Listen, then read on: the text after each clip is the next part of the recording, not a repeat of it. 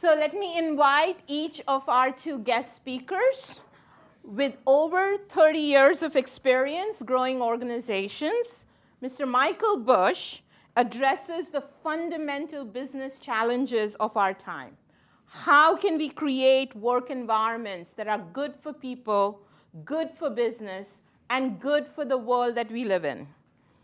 Mr. Bush is the CEO of the Great Place to Work for All, which is a global authority on high-trust, high-performance workplace cultures.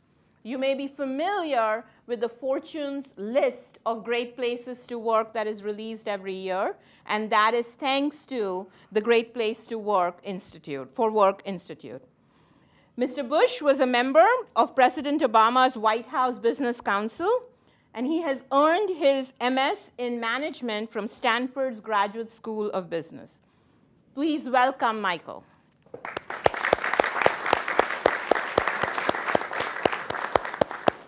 Also joining us is Mr. Dan Whalen, who is a serial business and social entrepreneur. I actually met Michael when we were together at the Hilton Head Health last year. So we were both looking at each other and saying, we're wearing suits, not swimsuits. You know, go figure.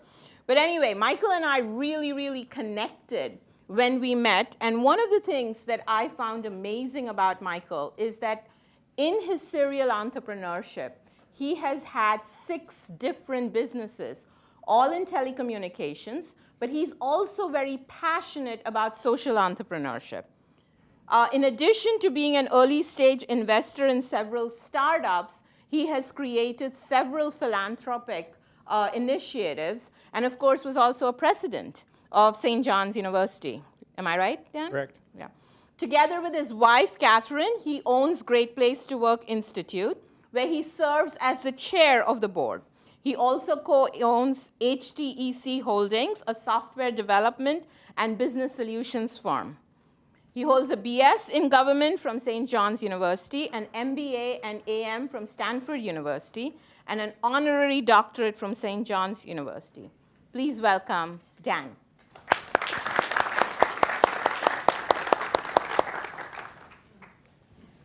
Thank you for being here, investing in yourselves, and thereby investing in making the organizations you choose to associate with great places.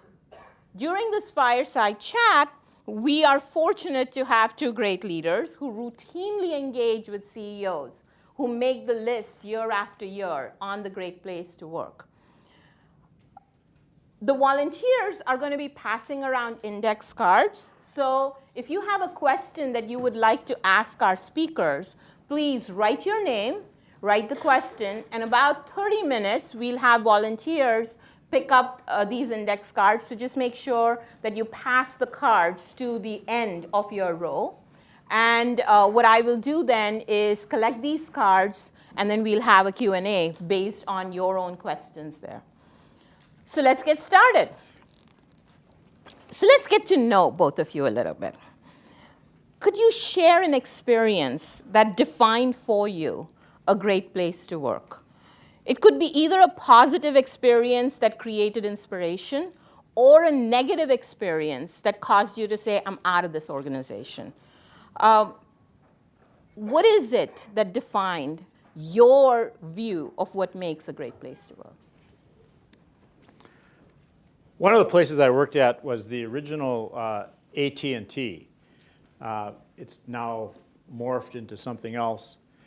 And I was in a large, very large auditorium. And the vice president in charge of our unit could be very coarse and direct. And so one of the things I learned from him was what not to do. Okay. Somebody asked a question, raised a hand to ask a question.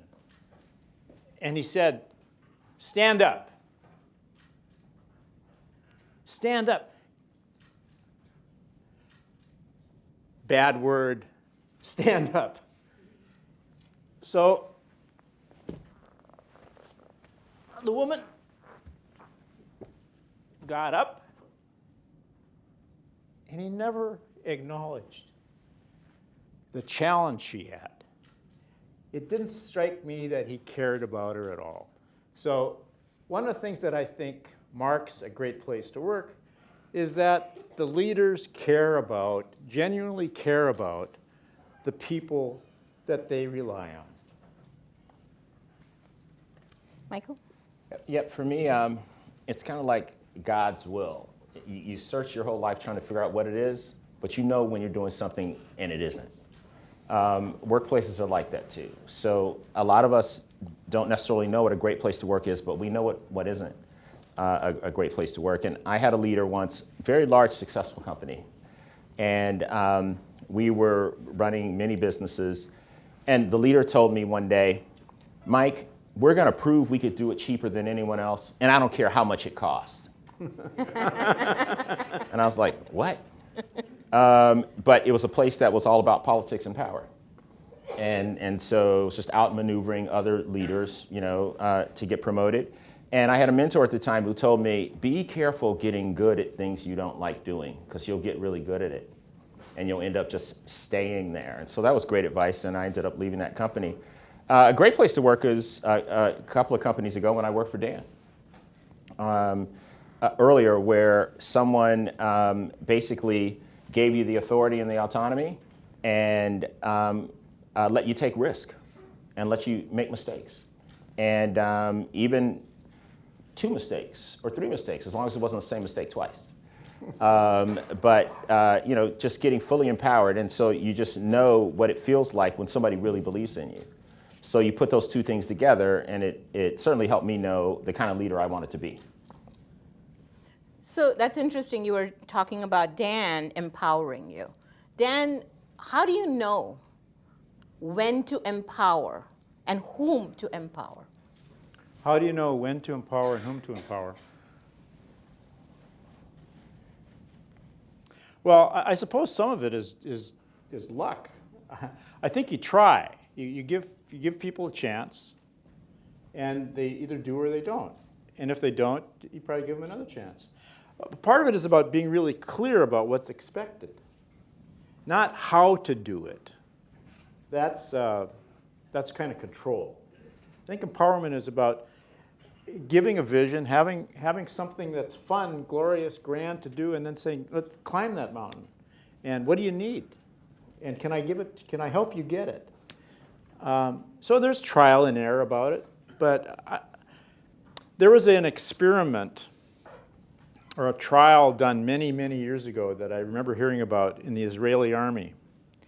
And 2 sets of as identical as they could make them, recruits went through basic training. And one group was told they were the best they'd ever seen. And the other group was told they were the worst in the experience of the Israeli armed forces. And of course, you know what happened. In the end, when they did the things that you have to do to test, marksmanship or whatever they have to do, the group that was told they were lousy were in fact lousy. And the people who were told they were really good were in fact really good. So part of it is setting the expectation, believing in people, and they'll probably rise to the occasion. So let's talk about maximizing human potential. What do you look for when you're selecting great people to work with? How do you go about setting a culture where, in fact, human potential is being maximized? I think there's a match that needs to occur. Every company, every organization isn't for everyone. So, and the best match for anybody in this room is one where you can be yourself, where you don't have to pretend to be something else. Sooner or later, you're going to get tired of wearing that mask, and it's going to show up in your performance. So there are things you need to know about yourself. And if you have that self-knowledge, you're going to do a better job of finding out whether a culture is going to be a good match for you. On the employer side of things, usually employers know what it's like here and what it's like to succeed here. And great employers tell candidates exactly the truth. Many companies, we survey 6,000 companies a year in 58 countries around the world, over 5 million employees a year. So we know a lot about great cultures, and we know even more about not great so cultures. And so in the not so great cultures, what's on the website is not experienced by the people in the company. That's in the not so great culture. In the great cultures, what you see on the website is what people actually experience. So you're looking for people who kind of have, I think Angela Duckworth has labeled grit, that no matter what, they're not going to quit. You're looking for that characteristic. That's what every employer wants. You're looking for people who are curious. You're looking for people who have failed at something and how they recover from that failure. You're looking for people, if your culture, punctuality is important, you're looking for that. If your culture is about not taking yourself seriously, you're looking for that. Southwest Airlines, which is all about not taking yourself seriously, because a lot of crazy things happen in the air. And one of the things they do in their interview is they start them late. They make the candidate wait like an hour and a half. And if they walk in and the candidate goes, they're like, we're not hiring you. Because sometimes things happen. And so if you can't handle that in a flexible way, they know you're not a match for their culture. They ask you to get on the table and dance and sing. And if you're like, I'm not a good dancer or singer, they're like, okay, can you get on the table and dance and sing? I'm not comfortable doing that. They know you're not a good match. You might be a great match for American Airlines, but you're not going to be a great match for Southwest Airlines. So that's a company that knows its culture, knows what it takes to succeed there, knows what their values are, and does a good job of communicating to the applicant so that they can make their own choice. But it's mainly, I think, a grit, a flexibility, an adaptability. If a company has values like integrity, that there are some things a company is not willing to do to succeed in business, then you're looking for that same kind of characteristic in the applicant. There are some companies that are willing to do absolutely anything to make money. They're looking for that in the applicant too. So how can students, as they're thinking about a place to work, and they see these websites, how can they tell whether or not the company truly represents what is being said on the website? Well, what would you recommend to them to look beyond the websites, beyond the rhetoric? How do they find out? Well, what's interesting is you asked that question today, I have an answer that I didn't have 5 years ago. Huh. Now there's Glassdoor. Happens to be a competitor of mine. But putting that aside, there's a way to find out. And it's trusted. It is absolutely trusted. It's crowdsourced. I always tell my son to be careful what you read there because anybody can post anything, but they absolutely believe in it. So this crowdfunding is real. It is absolutely real. And it's the #1 site in the world for people finding out what it's like because people do post some real experiences. So that's a great way to find out. You can also look and see what kind of recognition the company has gotten, which is readily available on Facebook. It's readily available on LinkedIn and in the press and the media. And then you tie that to some Glassdoor input, I think you have a pretty good feel. And then the best of all is talk to somebody who works there and actually see what it's like to work there. And what you're hoping for, and you may not know it, but our research proves it, is you're really not looking for a company. You're really not looking for a job. You're looking to be developed. This is what the research tells us. People think they're looking for one thing, but they're really looking to be developed and challenged and to get feedback. So you're really looking for a leader. So let's probe that a little bit. And Dan, maybe I can turn to you there. So as a leader, how do you give feedback that would be considered not nice? So I often talk to my students about the difference between being nice and being kind. Nice is about when you want to be liked by your employees. Kind is when you give them the feedback that they need. How do you get that balance where you want to be liked, but you also want to give honest feedback? Here's what comes to mind.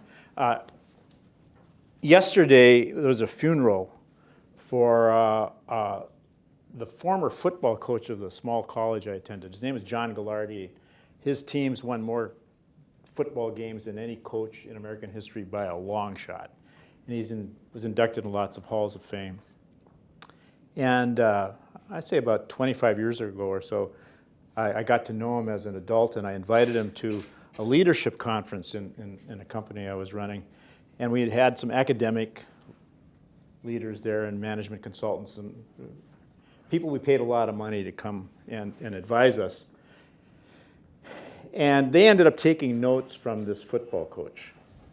So here's a story he told. He gave us, the group, a challenge. He said, I want you to tell me who I should start as quarterback. This is a real thing I faced a year ago, he said.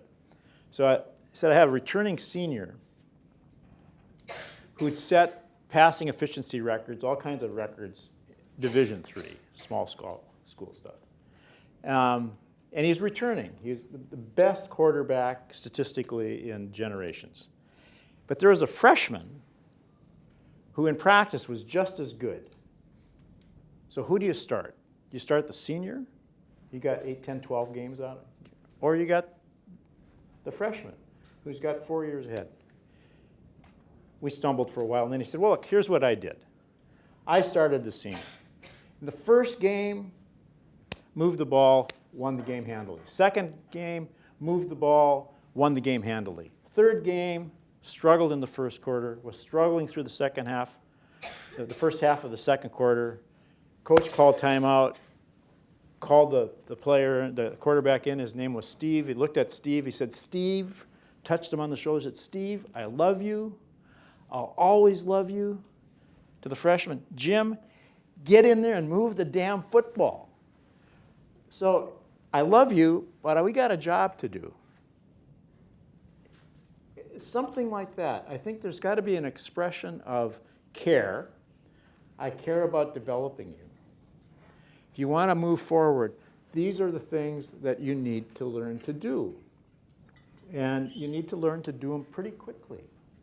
And here's the standard. So I think that's it. There's a mix of genuine care and absolute clarity about what's expected. Michael, what's your experience? Feedback is part of development. So a leader who doesn't provide feedback is not performing at a high level as a leader. And you have to provide the feedback depending on the person. So hopefully you know something about the person. If you don't know anything about the person, you risk delivering it in a poor way. So there are many personality tests and things like that that companies use to know something about the person, to know how they could hear the feedback. And most people want it as direct as possible. But how you deliver that is important. Companies make big mistakes when they deliver feedback, as many of them do, once a year, once a quarter. Feedback needs to be prompt. When you see the thing, you need to deliver it. If you're upset, you need to sleep first or meditate or something. Okay, you should never deliver feedback when you are upset. It's a bad move. It never pays off. It's never a good idea. You give feedback when you're calm and you're able to connect what the person did to how it's going to hurt the business or hurt their colleagues or hurt their own career, but you have to deliver it. And then you want to come back a little bit later to make sure the person got it. Because a lot of times you deliver feedback and you think the person got it, they really didn't get it. And then following up in writing is also good, because some people you can talk to them and they don't really get it. You want to find a couple of mediums to deliver it, but promptly is that adverb is the most important of all. So clarity, setting expectations, but then striving for excellence in a nurturing environment. That's what I'm hearing from you, yeah, as it relates to giving feedback, and that's really what it means, being kind. Yeah. It doesn't feel great, though. I mean, you can't make that conversation feel wonderful and get up and hug at the end. It's a tough conversation. That's reality. And so I don't know, leaders who want to be liked, I'd probably recommend they find something else to do, like get a dog or something. I mean, leadership is not like that, okay? So I don't want anybody to think I think that, because it isn't. Organizations have a mission. They have a purpose. And that mission and purpose transcends any individual in the business, including that leader. So it's not really about the leader, it's about the purpose of the organization. And as a result, the leader has to do things that are very difficult to do. The leader has to do things that they absolutely do not want to do, but that's what great leadership is. And the thing most leaders hate doing around the world is giving feedback. They hate giving feedback because of this personal thing, this human desire of wanting to be liked. So they have to work through that, and most don't do it. And then they end up terminating a person who's totally shocked. Because they never understood what they were doing wrong in the first place. They never got the feedback. When I terminate people, which I do, it happens, they're not shocked at all. They're like, they walk in and like, Mike, is this? And I'm like, yeah. Because they know, because they've got the feedback, they know what happened. It should never be a surprise. So you just said that most leaders actually don't know how to give good feedback. So if our students are going to join organizations where they don't learn these leadership lessons, what advice might you give them about how they can manage their leaders? How they can manage their leaders? I mean, how do they get feedback? Yeah. How do they? Well, I would recommend you go get it. I would recommend you go get it, because I have a nephew right now in a job. He's in Massachusetts, and I asked him how things were going, and he told me. I'm like, how do you know? And he's like, well, I just tell I'm killing it. And I'm like, how do you know? I said, go ask your boss if you're killing it. But he found out he wasn't killing it. Okay? But his boss didn't tell him, because that's what bosses do. Generally speaking, they don't do it. So you got to go get it. You got to go get it. Knock, and say, and some leaders are like, oh, you're doing great. You're doing fantastic. That's never true. It's not totally the whole story. So you have to help them. And the best way to help them is, what do I need to do more of? What do I need to stop doing? What do I need to do less of? You got to frame it for them. And then they'll go, well, we start at 10 o'clock and you walk in at 10:05. It would be better if 10 o'clock. Okay, it's been going on a long time, but the leader hasn't said a word. But it actually irritates the leader. So I would take the initiative to get that feedback. And also, we have a whole generation that has, probably going to piss some people off, but played on soccer teams and every kid gets a soccer trophy. That's not life. Okay, it doesn't work like that. And so some kids should have got the trophy, some kids shouldn't have got the trophies. That's actually how life works. And I think out of that, we create this culture where people have not gotten feedback that hurts, that some people are better than you. And so they enter the workforce and they're totally unfamiliar with this phenomenon where people didn't get clear feedback other than academic feedback. So I would take it upon yourself to get it. And then I would look to go to a work at a place that trained leaders to be leaders. Do you have leadership training at your company? I would want that so that I could learn how to give feedback formally. Because what actually happens in companies in real life is outstanding individual performers get promoted into leadership roles, which is a big problem because they're outstanding individual performers. They're geniuses like Steve Jobs, but they are not great leaders. So this happens all the time. 62% of all working people are working for a not great leader in great companies. It's higher than that in less great companies. I know about both. So this is a real problem. But compensation schemes make it so companies pay you more when you have more people working for you. So you kind of build an empire because it gets you on this path, which is actually leading to a disastrous result in terms of the people who are working for leaders like that. We survey people who quit jobs. We survey people when they're updating their LinkedIn profiles, and it's the leader. People quit the leader. They don't quit the company. It's very rare people quit the company. People will stay at a company that's average because their leader is great. People will leave a great company because their leader is not. Because that's their immediate world. That's it. That's what shapes their experience. That's why it's super, super important. Okay. Dan, you wanted to ask? Yeah, I learned something years ago about how to give feedback. Now, it was in a different context. It was about how to evaluate construction projects after they're finished. And Michael and I overlapped in a couple organizations, and the one I'm talking about, I think, is the one you were mentioning as a highly political. And so with some other folks, we went and visited companies that owned a lot of hospitals, organizations that owned and ran a lot of hospitals. And the last stop was the United States Veterans Administration. And meeting with people who ran the biggest set of hospitals in the world.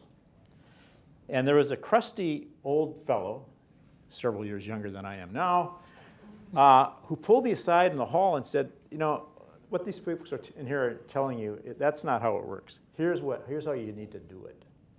First, construction projects, people, anything. First, point out the things that you like.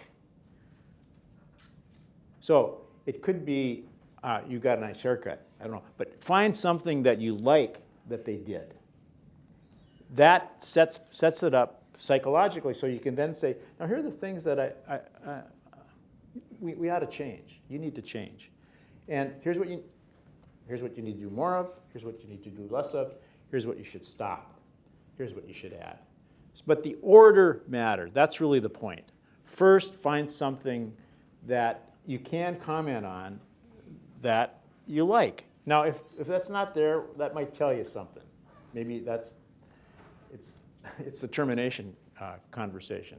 But the order matters. What you like, what you don't like, what you like to see changed, what you like to see do more of, less of. In fact, what I'd recommend all of you do is practice this already amongst yourselves, amongst your peers, right? You don't have to be a leader already in an organization to start practicing these traits. Right. And so I really appreciated your advice to our students that, number one, ask questions, get feedback, but then also learn how to give feedback in a safe environment in your school settings, right? So how many of you, let me ask you this, are working on team projects? How many of you, keep your hands raised, think that there is at least one free rider on your team project? Are you ready to have that difficult conversation with that team member? Right? It's a great place to start practicing already the tips and tricks that Michael and Dan are sharing with us. So let's switch topics a little bit. You know, two issues that I know is, so one of the two issues that really gets a lot of people thinking about where they want to work is this issue of diversity and inclusion. So, Michael, you recently said, I hope we're still not talking about diversity and inclusion in 2030. I have been hearing about it for the last 40 years, and frankly, I am tired of it. Yet, your most recent book is titled Great Places to Work for All. Could you elaborate? Yeah, I am tired of it now. You're asking me to talk about it. No, I'm just kidding. And so the, I think what happens is I travel around the world talking with senior executives in a lot of companies. And so if somebody says diversity and inclusion, someone in the room tenses up, always. I don't care what company it is. Someone tenses up. And the fact is, since I happen to be in the C-suite, there's 2 women there, maybe 3. There's 1 person of color there who's usually the diversity officer. Or maybe HR, possibly legal, but slim chance. So this is reality. And so it's news that nobody likes to hear. All I have to do is go on Google and look at companies. So that's the reality. So if you say diversity and inclusion in that room, there's a bunch of people who feel uncomfortable, like everyone. The women feel uncomfortable because there's only 1 or 2. And they're like, don't look at me, Michael, don't look at me. Okay, the 1 person of color is nervous. And then you've got white men who are like, am I about to make them feel uncomfortable now? About something that, So that's the problem with that word. So people like to say, we need to have a conversation. Well, yeah, conversation would be great, but there have been conversations for 30 years. The results are not good because of our history. And outside the US, you have the same kinds of phenomenon. Things are different. So there's a word that when you say it, negative energy comes into the corporate environment in particular and into the organization. Inclusion's a little better. Inclusion's better because there's less heat around that word. And so what I did, knowing this in my history and having these experiences, was try to find a way to create a conversation that would be driven by analytics to modify behavior. So that's where a great place to work for all came in. That everybody likes that. I can say that in a company and the white men are like, yeah, me too, I'm in. Okay, and so I was looking for something like that, where everybody could feel in and no one could feel left out. And then through the analytics, because that's what we are, a people analytics firm, you can start to compare, as we do in the book, the experiences that different groups have in the company. Let the data speak for itself. Mm-hmm. So you then have kind of discharged the bomb, if you will, and I've seen some amazing things happen, like being in a C-suite, putting up on the slide the experience at working at the company, men compared to women. And the CEO goes, that can't be true. And I'm like, well, it's like what your people said, like 50,000 of them. And they're like, and they go, Jane, is this true? And poor Jane is like, possibly true. And then I don't call out the person of color because I don't want to just wreck them. Okay, but this is what really happens. But that CEO then goes, we got to do something about that. It's amazing. Every time they look at it that way and they go, we got to do something. Why is that? And then now you've got a conversation. But through the analytics, you could tell them why. So it's really a different way of trying to address the same thing. And what I find around the world is, in America, we have this racial divide. We've got this gender battle. And these things are at, the hottest they've been, probably in the past 30 years. Mm-hmm. You go outside the US, there's something every country you go to. It may be religion. It may be the shade of your skin. It may be your family background. But everybody has something, every place around the world, where some people are treated one way and some people are treated another. So it's become a unifying global thing. Because outside the US, people don't like diversity and inclusion. They're like, that's a US thing. And you guys are all, you're terrible, so we don't really we don't have that problem here. The for all, people can look in their cultures and know that, yes, there are some things here that are different. And so it's become a unifying thing, a movement where people can look at it together. And our main point there is, if you have somebody having a work experience like this and somebody having a work experience like this, you're paying them both a salary, you're paying them both benefits, you're developing them both, you're training them both, you're doing all these things, but you're leaving all this money on the table. Because this person's coming to work fired up every day, this person isn't. What if you could get this person to have this experience? So it's like free money. It's profit that you're leaving on the table because your cost structure is not going to change one bit. It's just, how do you treat this person? How do you connect with this person? How do you develop this person? Why not promote this person? It's just these basic things that some people are experiencing, you want everybody to experience. And you're not asking the company to do anything any different than they're doing for a certain group of people who are having a terrific experience. So usually people can get around that and be inspired as a leader to try and do something different. So what I'm hearing you say is lead with the data, let the data speak for itself as it relates to different groups, however they might be defined. But let me come back to this. The smallest minority is an individual.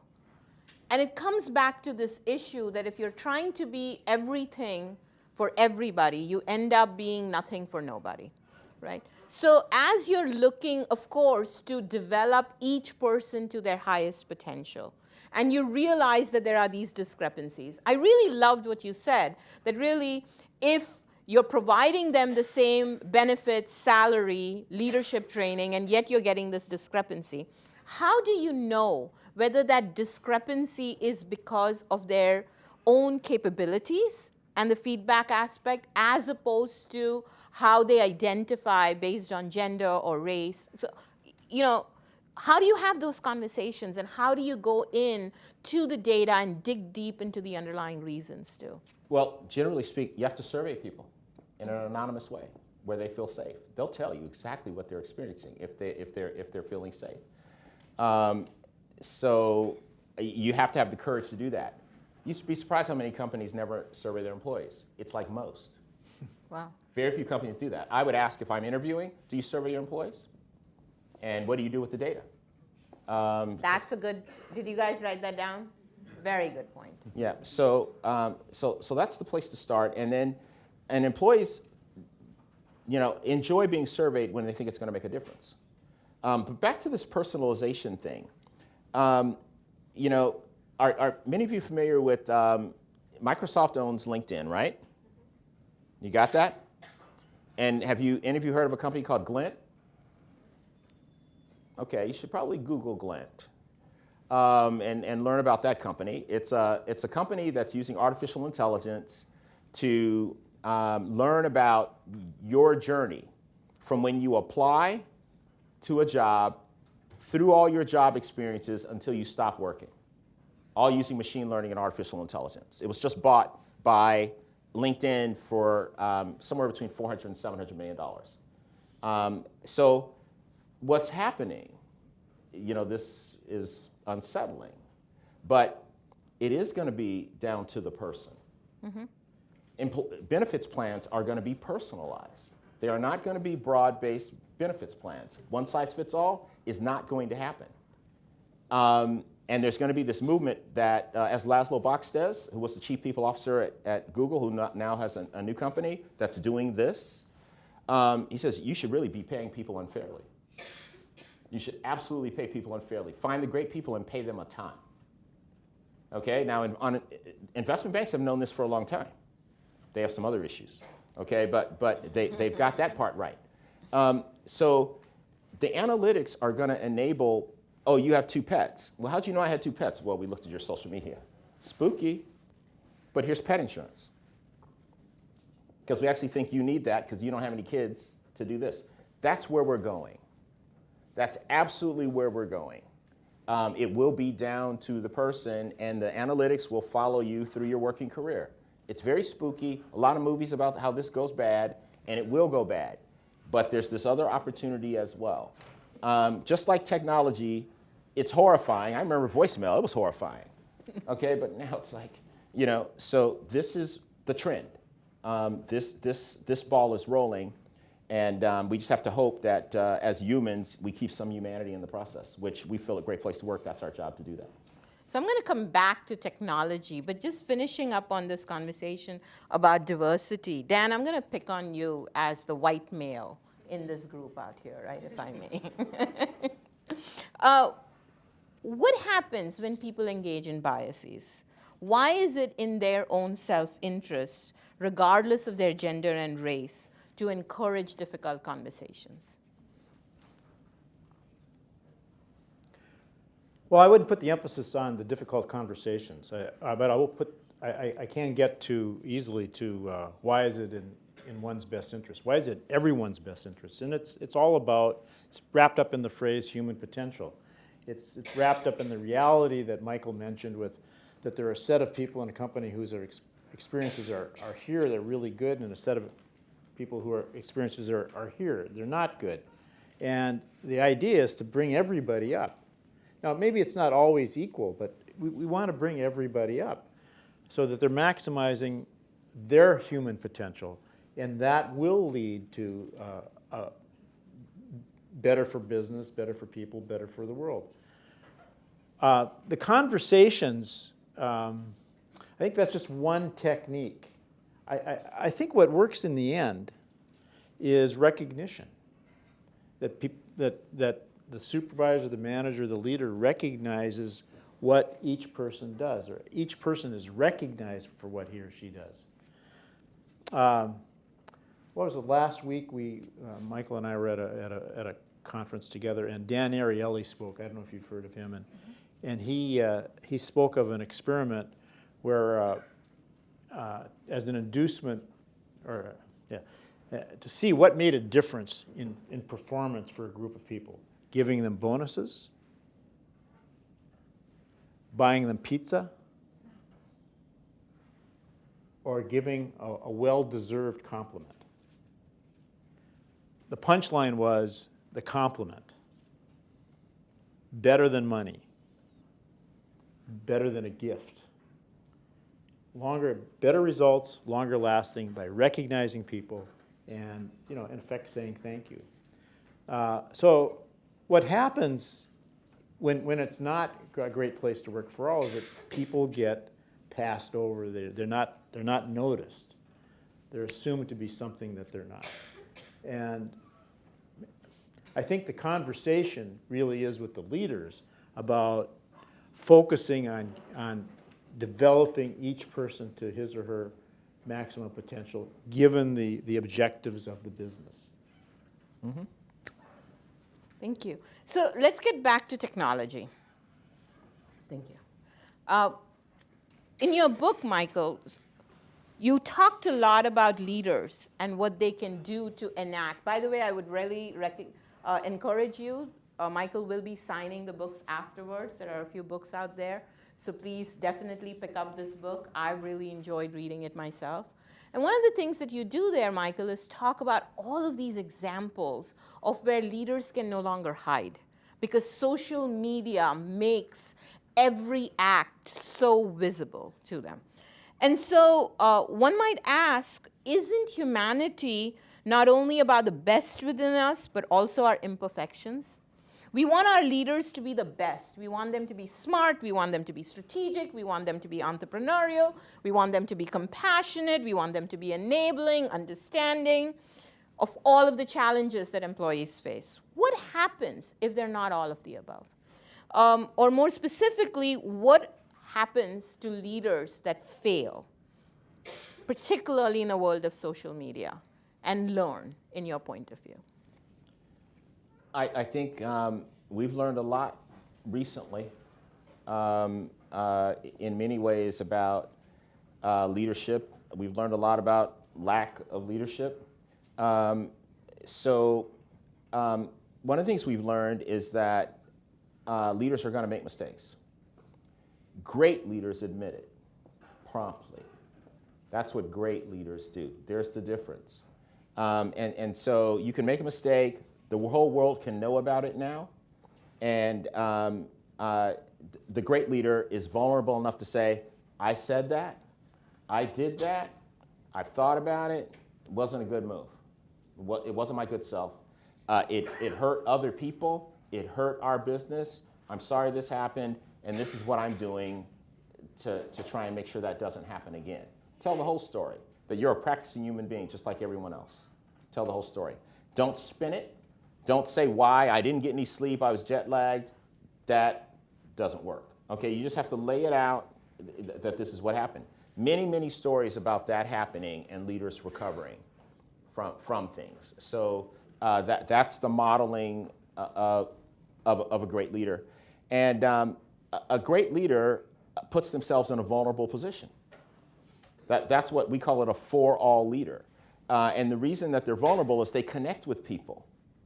And when you connect with people, you're going to start sharing more of yourself with people, which makes it easier for you to get judged. And some people are going to judge you, in great ways, and some aren't. But this is actually the connection people are seeking. And when you are able to build that connection, then people give you a lot of slack. And they also, when you make a mistake, they will interpret it assuming positive intent. I'll give you an example. Major CEO I'm going to see tomorrow. Huge company, and they are shutting down a series of buildings. He announced to the whole company, we're closing buildings 17 through 36. He didn't mention that they were building more new buildings. But because of where things were in the company, everybody assumed layoffs, the place went crazy. Huge problem. And these are hundreds of millions of dollars issues when morale sags in a high production manufacturing environment, which is what he faced. So his trust level with his team was low in that moment, because when it's high, people don't assume the worst.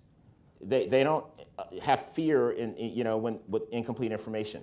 So that's what makes the difference. And so every leader wants to make a connection with people and build up enough good currency so when you have a bad day, which you are absolutely going to have, the people can be with you. That's why that connection is so important. And in the book, we call that the for all leader. And we know that leader. You see it in the data. You know this is a remarkable leader. At the other end of the scale is something we call the unintentional leader. And that's the most positive word we could find to describe these people. Unintentional. Unintentional. Okay. We had all kinds, and we were like, our publishers like, don't say that. Don't say that. Okay, but these are unintentional leaders. And the reason we came up with that is we surveyed them. 60% of them said, I never wanted to be a leader. I hate managing people. But that was the only way I could advance. And they are doing it every day. And every day they have to take shots of Red Bull to go see their people. Wow. Because they are not excited at all. So this is your point about the fact that when you wear a mask and you're not your authentic self, either as a worker or as a leader, you're not enjoying yourself and you're not going to be reaching your potential. You're not. You're going to be drinking more than Red Bull. It's not good, and it's not good for people around you, and it's not good for your business. Yes. So let's talk a little bit about artificial intelligence. That was spooky, wasn't it? Do you guys want your entire career to be out there, right? I mean, I already tell my daughters, watch it, what you put on Facebook, what you put on Instagram, right? But this is something that you can track without even people knowing that you're being tracked out here. So how should we be thinking about the workplace 10 or 15 years from now? Not only do we have issues regarding it being spooky, but it's also autonomous cars, AI, you've got data analytics, predictions doing all of the work. Do we even need humans in the next workplace? And then how do you achieve your potential in that kind of an environment? I was on a panel with someone from Uber and a company called Uber Elevate, which is their newest company, which is taking all the transportation to the air. And I told the guy, I said, man, you got to put a human being in that video. Because there was no human beings in the video. Wow. I was like, and he was like, I really should do that. Well, he was 27 years old, running a business of 600 people. And he didn't even think about that. I'm like, man, you got to put some people in there. And he's like, okay, I think I'll. Okay, so that's the thing. There has to be enough diversity and wisdom around that guy, somebody on his team, but nobody on his team was thinking about it. They're loving it. That's well, right. Not it's all everybody's technology. excited about the future with nobody in it. Okay, so that's the thing about AI. That's the thing about machine learning. Who's coding the AI? Who's developing the machine learning algorithms? You need diversity on those teams. You need varied experiences on those teams. You need global point of view on those teams. Those things can't become, Kai-Fu just wrote a book on AI superpowers where he talks about China and the US becoming the AI superpowers. That's a very scary thought to me. And I think if you read the book, you'll see he thinks it's a little bit scary too. But because the rest of the world is standing aside, debating privacy, while the US and China are flying forward. So privacy was lost when everybody signed up for Gmail. Let's face it. And people traded, I'll take free email, but you can read all my email. It was lost at that moment because you don't get anything for free. So we fight it now, but my phone right now knows you're here. And it knows Dan's here. I was on a panel with Tim Cook, and he told me the phone knows. Now, you may not have turned it on, so you don't know. Your phone absolutely knows. So it's true for everybody here too.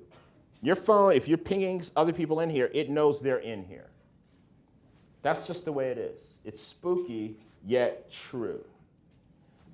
So therefore, there's two ways to view it. I know, I was talking to my sons about this 2 nights ago, and they're like, Dad, that's horrible. And I was like, okay, does that mean you're not listening? Because you need to listen. And at least consider this possibility and the role you want to play in this, or not play. But I think as employers, because of these devices, which everybody in here has, you can go to the poorest town, country in Africa, everybody has one. People are going to know everything. just about everyone. And they're going to use that to recognize, reward, hire, fire, promote, etc. Because the information's just going to come together, and machines are going to do that analysis. So you can fight it all you want. Good luck to you. But if you're in a capitalist society, this reality is, I think, about to be unlocked. So I think, where's the battlefield? How do you make sure everybody's involved in that process from a design point of view? How do you make sure that people can opt in and opt out? Which is a key debate right now. And in any industry that you can think of, whether it be highly automated industries that are being driven by AI or robots, they're still creating a lot of jobs for humans. But they are eliminating a ton of jobs at the exact same time. So both are happening. The net is actually positive, meaning more jobs are going to be created, but there's a class of jobs that are going to be eliminated. But isn't that true for every technology and every evolution? You know, I'm glad that the jobs of chimney sweepers that were held by 12-year-old kids around the turn of the century are no longer available. So is that something that you both think is a net, as you said, it's a net positive? So what are the jobs of the future, and what is it going to require from our students to excel in? First, I agree with you. I think every technological advancement has had advantages and disadvantages for some set of people. There are winners and losers. Whose ox is getting gored? We have to understand that. And I think it's worth pausing a bit and being empathetic, sympathetic, and helpful to those that are losing jobs, because we want to maximize human potential for all. My guidance to anybody that's in school now, studying anything, is that you ought to expect probably to have 3, 4, 5, 7 different careers in your life. And that whatever you're studying should be what you're passionate about. I happen to believe that what you major in doesn't really matter that much. A lot of employers think it does, but that's usually just for the first job. After that, it's all about performance. So study what you love, recognize that you're going to have to be flexible about what you're going to do in the future, because the future is upon us. The rate of change is increasing. It's hard to imagine the world we live in now the day before you were born. It's so much different now than it was 20 years ago, 22 years ago, 18 years ago. And it'll be different again and again and again in your lifetimes. So my guidance is to be flexible and do the things that you love. Learn to do them well. And odds are you're going to be okay. That's great advice. So I'm looking at some of these questions here. We've got time for about 2 or 3. Here's a good question. How, as an underling, do you give feedback, particularly negative, about a boss to those in power to maybe change the situation? Very carefully.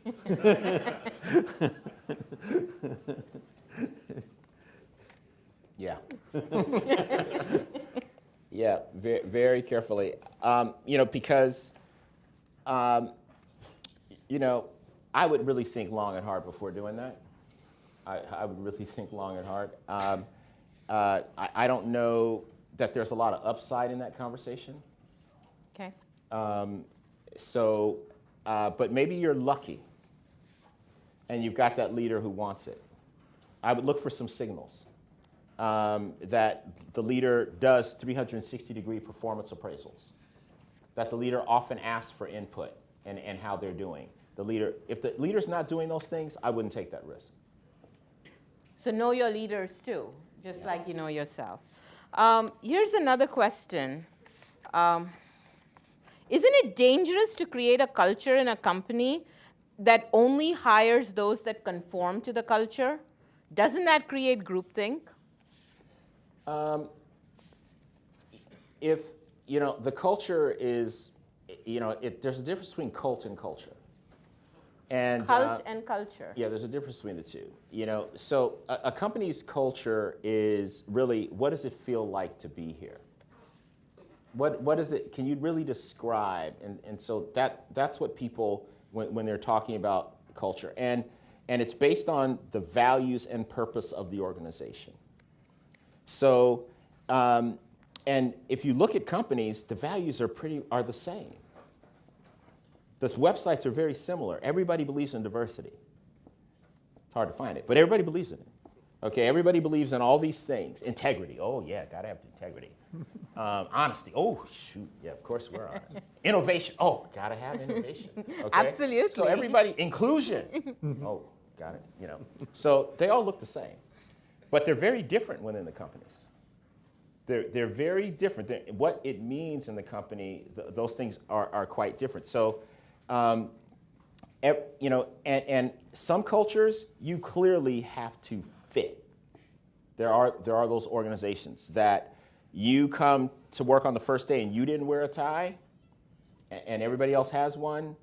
It'll take you a while to get over that in some cultures.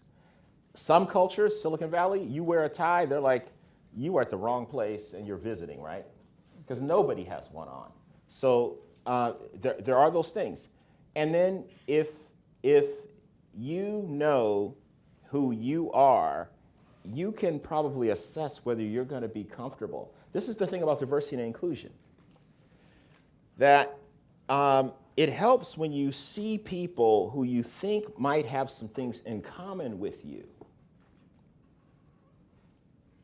It helps because you feel like I maybe can make it there. Mm-hmm. When you don't see anyone that seems to have anything in common with you, you don't know if you can make it there because no one else has.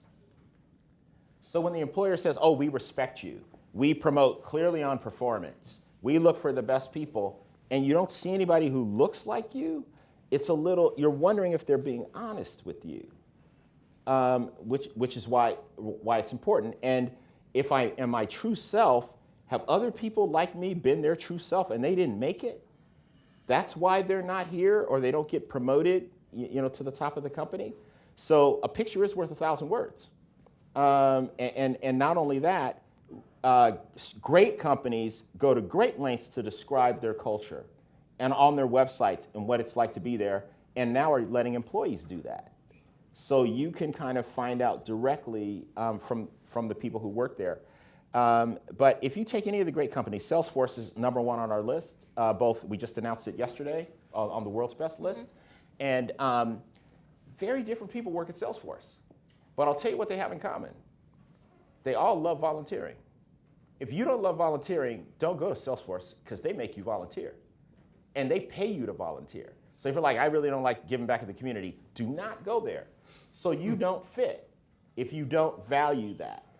If you don't value a company that's going to take 1% of its profits and give it to charity every single year, and you think you should get that instead, do not go to Salesforce. Because that's absolutely who they are, and that's what they're going to do. So, you can call that a place where you wouldn't fit, and you won't fit there. And they actually don't want people who don't value those things. They say, go to Oracle. And that's what Benioff says. So yet Oracle has another set of beliefs. So every place isn't for everyone. Mm-hmm. Very good. Dan, if when you're fired or let go from a job, what is the best way to present it or discuss it at the next interview? So if you're fired or let go from a job, what's the best way to present it? Well, it's clearly a signal of a mismatch of some kind.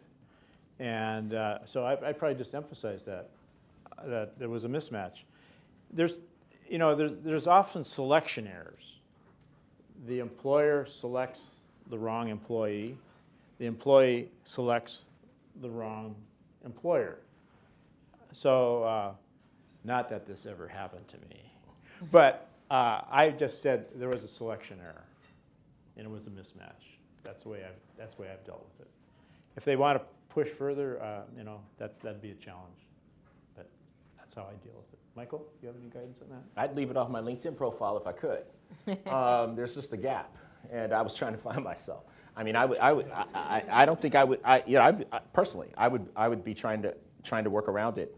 If you got pinned, then I would say something about like if there's a values mismatch, or if you were having some trouble at that time, I'd probably say it, especially if I really want to work at the place. Mm-hmm. If I really want to work at the place, then yes, I worked there. I got terminated. What happened? My projects were late. I was having problems getting things done on time. I didn't take it seriously enough. Well, why are you different now? Because I learned from that. So the same advice that you gave for leaders, just be honest, fess up, be authentic. Yeah, I learned from that. And as a result, this is what I've been doing. I took some workshops, on these things. I understand how to manage my time. I'm more accurate with my forecasting. I have a system around my time, and I use technology to do that. I'd be trying to sell how I overcame that. That's super attractive. Because everybody's trying to be an actor on the day of the interview to be the perfect person, and they are not. So it's refreshing to, we are super attracted to people who have failed. We love them, as long as somebody else paid for the failure. I mean, so we absolutely love it. Like, I did this, it failed, and we're like super attracted to them because we love that. And somebody who will tell you about it and what they learned from it and how depressed they were and how they worked through it and got themselves back together, I want that person. Because that goes back to the grit and the perseverance Absolutely. and the Absolutely. That person's not going to stop. That person's not going to stop. Right. Any final words of wisdom to our audience? I think what Dan said is really, really good, that, I think you'll do 15 to 20 different things through your career. That's what's happening. It's going to change a lot, and be humble enough to know that you don't really know what you're looking for, but try and be aware, as I think we're both trying to say, about wearing the mask and trying to be something that you're not. And sooner or later, maybe not in your first job, you'll find something you really love. We're lucky. I love what I do. Every day I'm super psyched up. But I know what it's like not to be super psyched up. And when you're not super psyched up, you're not a great husband. You're not a great father. You're not a great coach. You're not a great anything. You're just like miserable. But when you're psyched up at work, it can affect everything. And it's attractive. And when you're psyched up at work, your team gets psyched up. The people get psyched up, and you can feel it. And then what they'll do, which is this, here's another amazing thing about Salesforce. Half the people they hire, and they're hiring 1,000 people a month now around the world, are referred by their employees. That's true about Southwest, too, I've heard. That's true about Southwest, too. Yes. So those are amazing cultures. People are willing to put their reputation on the line and tell their friends, you ought to work here. And because lazy people, they only know a lot of lazy people. So, but top performers know top performers. They hang with top performers. They're going to be like, no, Joe shouldn't be working here. But that's the thing about it. The cohort theory is proven to be true. So if you can tap into a person, and especially hard to find people. It's so hard to find people like that. It's so hard to find. You find one hard to find that's actually not that hard to find, but people say they're hard to find, and you get that person to unlock their LinkedIn profile or their Facebook connections and bring them to your company. I don't have trouble finding hard to find employees. My people go get them for me because they're having an experience where they want to add to it. Michael, cheap. what you just said right now is very interesting to me, because for the longest time, I actually felt guilty about recommending people to organizations because, or people that I thought were really good, but I felt like maybe I was being biased in bringing them in, or I was letting nepotism go along the word. But what you're really saying out here is that you're putting your social capital on the line twice when you recommend someone, and a place to work. Because if it doesn't work, both of them are going to be upset with you. Yeah. Right? And you need to guard your social capital very, very wisely. So I love the note that we're ending with. Surround yourself with good people, and you'll become that much better as a result. Let's give a huge hand to both of our Thank you.